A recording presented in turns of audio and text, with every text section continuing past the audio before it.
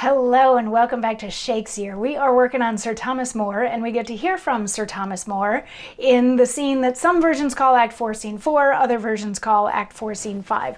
But this is a scene where he is chatting with his family, because remember, he decided not to sign these documents that the king had sent over, which was probably the Oath of Supremacy, but maybe not. It was, or maybe it had something to do with the annulment from Catherine of Aragon. It's never actually said in this play what the documents are, but historically speaking, it was probably at least one of those two things. And he decided not to sign, and then he resigned his position as Lord Chancellor and was told that he had to go home to Chelsea. And he got home, and he's very happy and very contented to be at home, but his family is kind of freaking out about it. And just for some comparison's sake, the Bishop of Rochester also refused to sign the documents, and he has now been sent off to jail in the Tower. And Surrey and Shrewsbury are maybe a little concerned for him.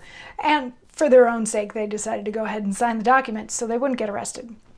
But anyway, in this particular scene, this 4-4 or 4-5, depending on which version you're reading, Sir Thomas More is talking to his family. He's brought them all together, and he's like, isn't this great? This sort of nice, humble life that we have. This is great. And yesterday we got to hear from Roper, who is his son-in-law, saying, yes, but you, as the head of the household, if your reputation is sullied, then all of our reputations are sullied, and all of the things that you do also reflect on us. So you may be okay with not being part of court anymore, but it is a blow to the rest of our social standing that none of us are now welcome with court. So, we're wanting to, look this whole situation in the eye and confront it. And Sir Thomas More says, close them not then with tears, for that ostent gives a wet signal of your discontent. If you will share my fortunes, comfort then, 100 smiles for one sigh. What? We are men. Resign wet passion to those weaker eyes, which proves their sex, but grants it ne'er more wise. Let's now survey our state. Here sits my wife, and dear esteemed issue, yonder stand my loving servants. Now the difference twixt those and these. Now you shall hear my speak like more in melancholy. I conceive that nature hath sundry metals, out of which she frames us mortals, each in valuation outprizing other. Of the finest stuff, the finest features come. The rest of earth receive base fortune even before their birth. Hence, slaves have their creation.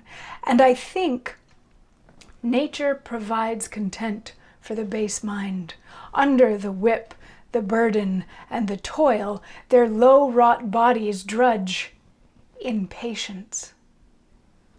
As for the prince, in all his sweet-gorged maw and his rank flesh that sinfully renews the noon's excess in the night's dangerous surfeits, what means or misery from our birth doth flow, nature entitles to us.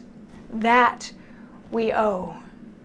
But we, being subject to the rack of hate, falling from happy life to bondage state, having seen better days, now know the lack of glory that once reared each high-fed back. But you, that in your age did ne'er view better, challenge not fortune for your thriftless debtor. So it's not quite a complete monologue, not quite a complete thought, and it's because Roper jumps in at this point and is like, we've known better days than this. But before we get to that saucy retort, what Sir Thomas More is saying here, first of all, is don't cry, because that's what girls do. So you and I, Roper, we're men. We need to talk about this like men. But he's like, okay, first of all, the difference between me and my family and me and my servants, everybody is born with what they're supposed to have. Nature shapes us the way that we are supposed to be shaped, and the finest things are shaped from the finest metals, and the less fine things become slaves. And they are slaves and our servants because that's what nature wanted them to be, and nature wanted us to be, of higher status.